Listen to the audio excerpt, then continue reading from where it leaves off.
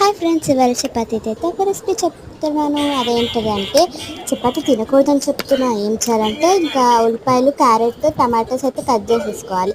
Cut చేసుకున్నాక ఇంకా చపాతీ ఉంటుంది కదా, చపాతీస్ చేసుకున్నాక ఇంకా కాల్ చేశాక కట్ చేసుకోవాలి. రోల్ చేసి కట్ చేసుకోవాలి. అప్పుడు సింపుల్ అయిపోతుంది.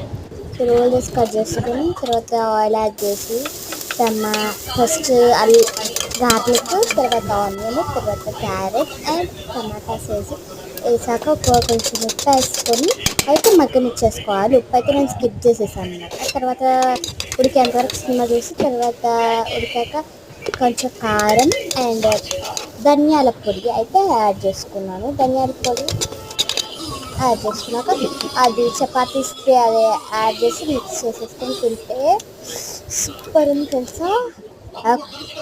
5కి 4 ఇవ్వచ్చు. సబ్స్క్రైబ్